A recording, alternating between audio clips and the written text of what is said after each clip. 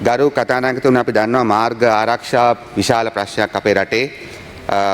දවසකට මේ යනවා සාමාන්‍යයෙන් පොඩි පොඩි මේ දවස් ටිකක් අඩු වෙලා තියෙනවා. නමුත් 4 දිනක් 5 දිනක් විතර වගේ මේ යනවා. 2000කට වැඩි මේ යනවා අවසරකට. ඒ නිසා අපි මුලින්ම බලනවා ජනතාවට ඉතා හොඳ ප්‍රවාහන සේවයක් ලබා දීම තමයි අපේ අමාත්‍යාංශයේ කාර්යභාරය. නමුත් අපි කොහෙත්ම සතුටු වෙන්නේ නැහැ ජනතාවට හොඳ ප්‍රවාහන සේවයක් ලැබෙනවා කියලා. කෝච්චියේවත් බස් එකේවත් වීල් එකේවත් මෝටර් සයිකලයේවත් පාරදිවත් පදික වේදිකාවේදිවත් ඒ නිසා ඒක සම්පූර්ණ කර ගැනීම තමයි අපේ අභිලාෂය. ඒ වෙනුවෙන් මහන්සි වෙනවා. නමුත් ඒ අතරේදී ඒ නිසාම වෙන මාර්ග ආරක්ෂා බිඳ වැටීම් ගණනාවක් තිබෙනවා. ඒ නිසා අපි බලාපොරොත්තු වෙනවා ගරු කතානායකතුමනි අපි ආරම්භ කළ තිබෙනවා ඇත්තටම අපේ රටේ පෞද්ගලික අංශයත් සම්බන්ධ කරගෙන විශාල වශයෙන් මාර්ග ආරක්ෂාව පිළිබඳව අපිට කරන්න පුළුවන් උපරිම දේවල් කරන්න. ඒ යටතේ අපි දැනට ලංකා පුරාම ඔය අනතුරුදායක ස්ථාන තියෙනවා පාරවල් වල ගල් වැටලා එක දේවල් වෙලා ඒ ස්ථාන ඒව ඉස්සරහ හඳුනගෙන ඒවා පිළිසකර කරන හදන වැඩසටහනක් අපි දැනට ක්‍රියාත්මක කරගෙන යනවා.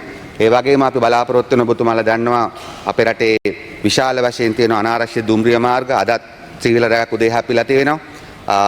අලුත්ගම ප්‍රදේශයේ මීට දවස් 2ක 3කට කලින් වැලිගම ප්‍රදේශය හැප්පුණා. අනාරක්ෂිත දුම්රිය මාර්ග 400 ගණනක් තිබෙනවා.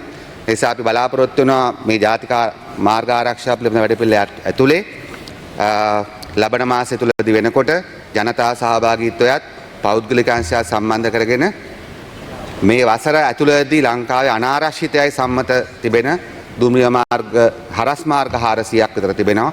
ඒ සියල්ලම ආරක්ෂිත කරන්න.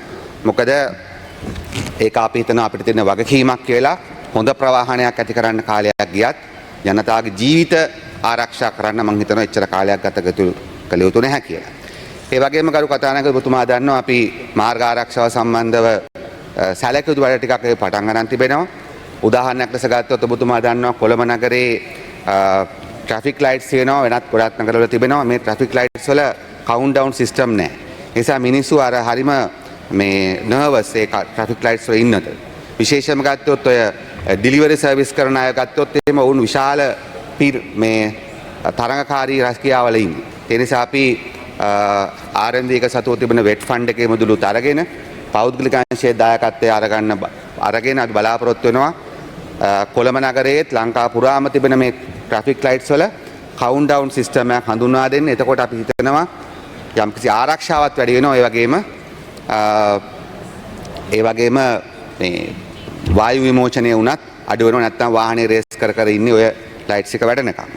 ඒ වගේම අපි බලාපොරොත්තු වෙන අපි පාර්ලිමේන්තු උපකමිටුව අපි හිටවුවා නීතිඥ ලක්මාල් හේමචන්ද්‍ර මන්ත්‍රීතුමියගේ නායකත්වයෙන්. ඒකෙන් බලාපොරොත්තු වෙන ගරු කතානායකතුමනි මාර්ග ආරක්ෂාව සහ යහපත් මගී ප්‍රවාහන සේවයක් සඳහා අවශ්‍ය කරන සම්පූර්ණ නීති අධ්‍යයනය කරලා පාර්ලිමේන්තු උපදේශක කාරක සභාව හරහා අපිට වාර්තාවක් ලබාගෙන මඟ පෙන්වීමක් ලබාගෙන කරන්න අපි ඊටාම කෙටි කාලෙකින් ඒ උපදේශ මත බලාපොරොත්තු වෙනවා. සියලුම වාහනවල පොදු ප්‍රවාහනයේ සිටින වාහනවලට සීට් බෙල්ට් අනිවාර්ය කරන්න. ඒ ඇතුළු තවත් බස්වල අනිකුත් ප්‍රතිසංස්කරණ කරන්න ආරක්ෂක පැත්ත වැඩි කිරීම වෙනුවෙන්